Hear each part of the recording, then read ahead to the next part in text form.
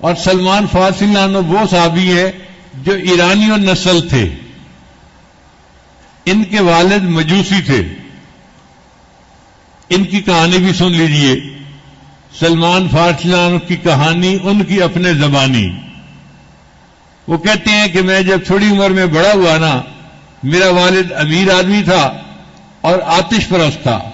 اس نے گھر کے اندر آگ جلائی ہوئی تھی اور اس نے میرے ذمہ ایک کام لگایا تھا کہ تم نے آگ میں لکڑیاں ڈالتے رکھنا ہے، اس کو بجھنے نہیں دینا.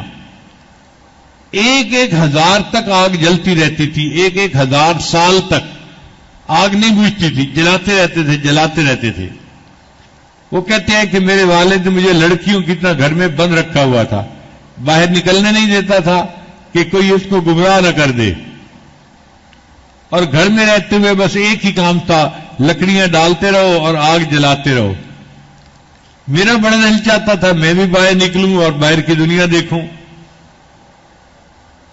اب ہوا کیا کہ میرا والد کچھ بیمار ہو گیا.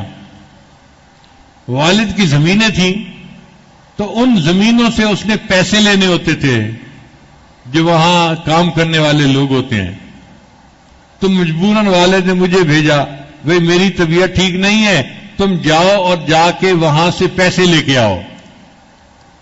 اور مجھے نصیحت بھی کی کہ بالکل ناک کی سیٹ جانا اور جا کے پیسے لے کے آنا، ادھر ادھر کسی سے بات نہ کرنا.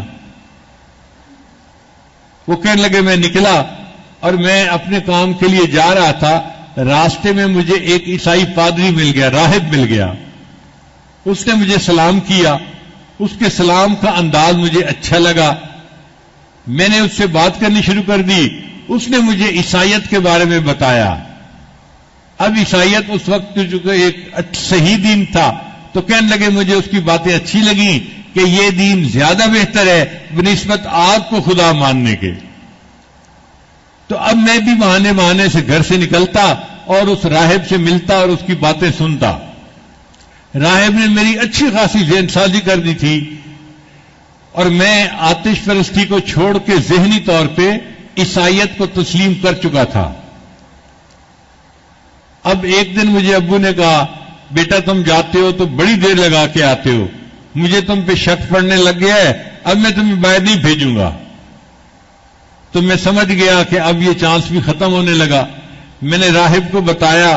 اس نے کہا بات سنو، میں بتاتا ہوں کہ شام میں بڑے بڑے راہب ہیں، میں تمہیں کسی قافلے کے ساتھ ادھر بھیج دیتا ہوں، تم گھر چھوڑ کے چلے جاؤ اگر اپنا دین بچانا ہے، ورنہ باپ تمہیں آتش پرستی سے ہٹنے نہیں دے گا.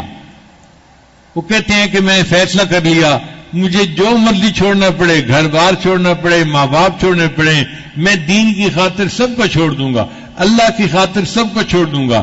ایک قافلہ جا رہا تھا، مجھے راہب نے ان کے ساتھ تعارف کروا دیا اور اس قافلے نے مجھے شام پہنچا دیا، سیریا پہنچا دیا.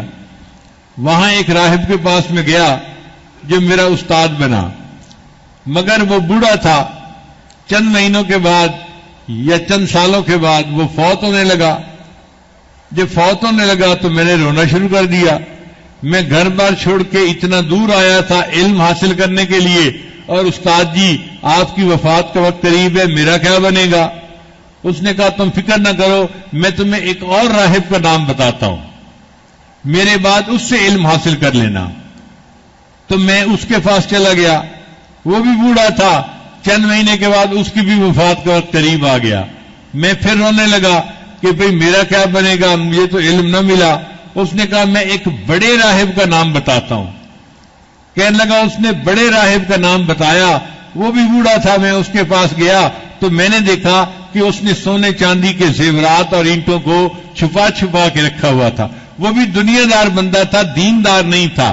راہب تھا مگر اس کے اندر دنیا کی محبت تھی، اس لیے اس نے مال دولت کو سمیٹ کے رکھا ہوا تھا. تو میں سمجھ گیا کہ میرا مقصد یہاں بھی حل نہیں ہونا. اب اللہ کی شان دیکھیں کہ وہ تیسرا بوڑھا تھا، وہ بھی مرنے کے قریب ہو گیا. کہنے لگے اب تو دل میرا بڑا دکھی، میں بڑا رویا کہ میرا کیا بنے گا. نہ یہاں کے رہے نہ وہاں کے رہے، نہ خدائی ملا نہ وصال صنم. میں گھر بھی چھوڑ کے آ گیا اور مجھے خدا بھی نہ ملا، تو میرا کیا بنے گا. تو اس بوڑھے نے مجھے روتے ہوئے دیکھا، بلا کے پوچھا سلمان کیوں رو رہے ہو؟ میں نے کہا میں تو علم حاصل کرنے آیا تھا اور آپ پھر مرنے کے قریب ہیں، میرا کیا بنے گا؟ اس نے کہا دیکھ میں تیرا مسئلہ ہمیشہ کے لیے حل کر دیتا ہوں، تمہیں اب کسی راہب کے پاس جانے کی ضرورت نہیں، بلکہ ایک بستی ہے جس کا نام یثرب ہوگا، اور جو آخری پیغمبر آئیں گے ان کا نام محمد ہوگا، والد کا نام عبداللہ ہوگا، وہ مکہ میں پیدا ہوں گے، پھر ہجرت کر کے اس یثرب بستی میں آئیں گے، اس کا نام مدینہ پڑ جائے گا، اس بستی میں کھجوریں ہیں اور اس کے چاروں طرف پہاڑ ہیں، وہ اللہ کے سچے نبی ہوں گے۔ اگر تم اس بستی کی طرف چلے جاؤ نا اور وہاں جا کے انتظار کرو اور تمہیں اس نبی علیہ السلام کی زیارت نصیب ہو جائے تو تمہیں ایمان بھی مل جائے گا، اللہ بھی مل جائے گا، تمہیں ہر نعمت مل جائے گی۔ میں بڑا خوش ہو گیا کہ چلو میرا مسئلہ حل ہو جائے گا۔ اس راہب نے مجھے ایک قافلے والوں کے ساتھ کر دیا۔ اب میں لڑکا بچہ سا تھا اور اکیلا تھا۔ قافلے والوں کی نیت خراب ہو گئی اور انہوں نے مجھے اپنا غلام کہنا شروع کر دیا، حالانکہ میں غلام تو نہیں تھا مگر میں بچہ تھا، مجبور تھا۔ انہوں نے کہا جی یہ ہمارا غلام ہے، اور انہوں نے جا کے ہمیں آگے بیچ دیا۔ اب جس نے خریدا اس نے تو پیسے دے کے خریدا تھا، اس نے مار پیٹ کی، میرا یہ کام کرو، میرا وہ کام کرو، میں نے پیسے دے کے خریدا ہے، تم میرے غلام ہو۔ کہنے لگے میرے پاس اور کوئی ٹھکانہ نہیں تھا، میں اس کو غلام بن کے زندگی گزارنے لگ گیا۔ اس سے مجھے ایک یہودی نے خرید لیا جس کا کہ کھجوروں کا باغ تھا۔ اب میں کھجوروں کے باغ میں کام بھی کرتا تھا اور انتظار بھی کرتا تھا کب وقت آئے گا کہ وہ آخری پیغمبر اسلام آئیں گے۔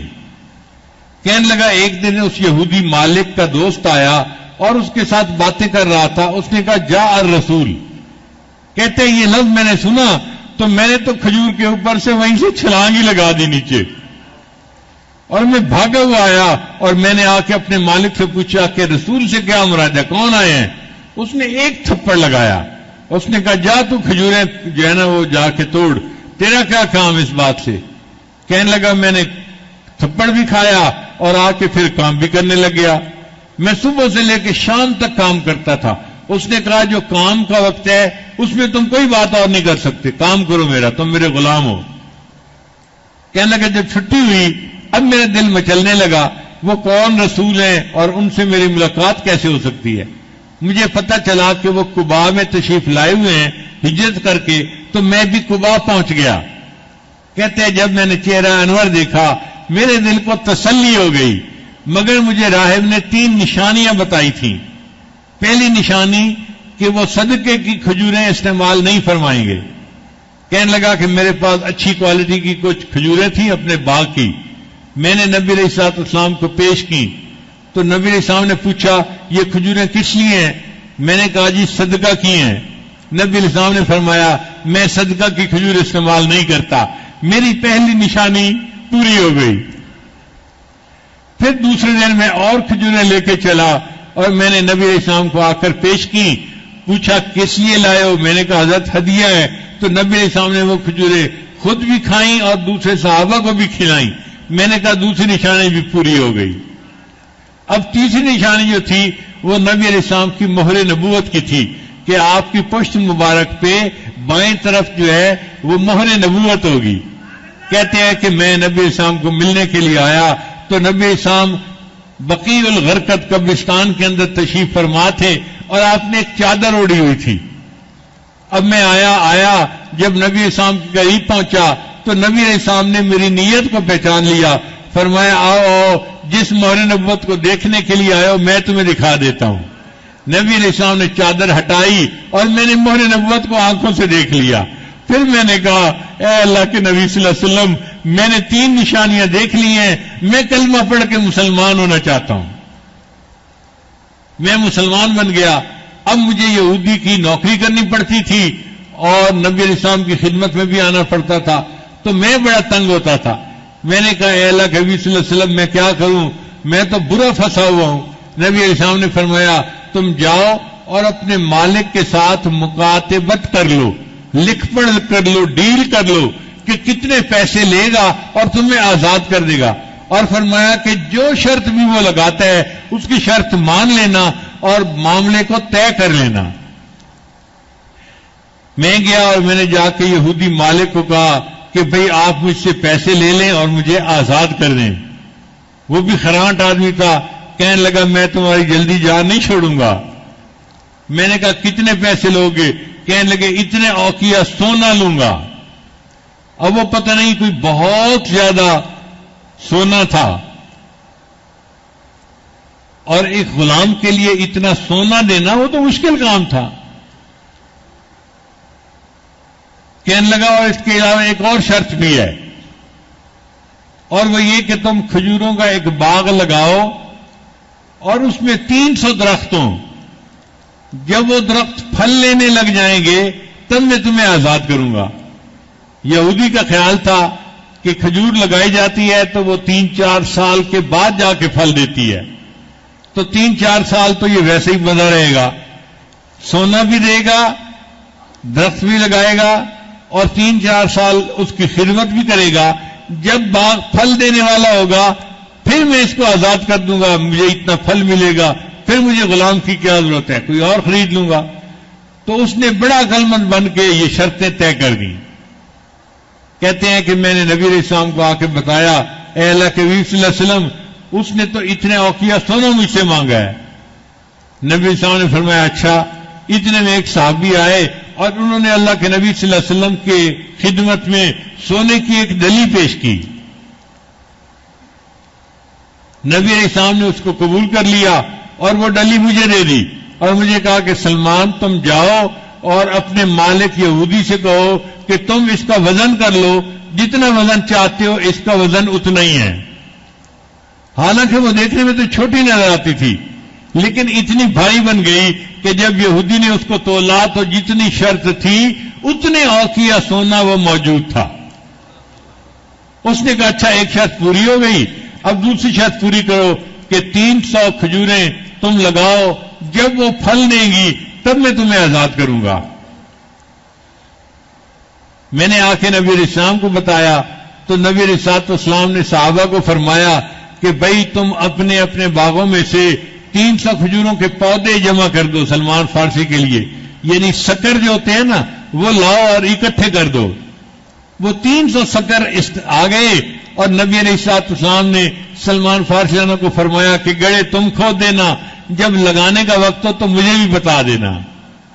جب لگانے کا وقت ہوا اللہ کے محبوب صلی اللہ علیہ وسلم نے وہ کھجوریں اپنے مبارک ہاتھوں سے 300 کھجوریں لگائیں۔ محبوب کے کھجوریں لگانے کی یہ برکت تھی، ان کھجوروں نے 1 سال کے اندر پھل لے لیا، اور یوں سلمان فارسی آزاد ہو گئے، اور نبی علیہ السلام نے ان کو اصحاب صفہ کا منیٹر بنا دیا۔ اب چونکہ ان کی قربانی بڑی تھی، جنہوں نے اللہ کے نام پہ اپنے گھر کو چھوڑا تھا، تو اللہ کسی بندے کو بدلہ دیے بغیر نہیں رہتے۔ نبی علیہ السلام نے ایک مرتبہ ان کو بلایا اور فرمایا سلمان تیری قربانی اتنی ہے، السلمان منا اہل البیت، آج کے بعد سلمان کا نام میرے اہل بیت میں شمار ہو گیا۔ کیا نفع کا سودا کیا، وطن چھوڑا تھا، گھر بار چھوڑا تھا، اللہ نے ان کو محبوب کے اہل بیت میں شامل فرما دیا۔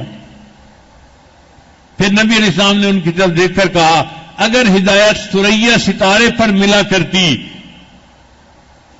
تو سلمان کے دیش میں ایسے بھی لوگ تھے جو ہدایت حاصل کرنے کے لیے ثریا پہ بھی چلے جاتے۔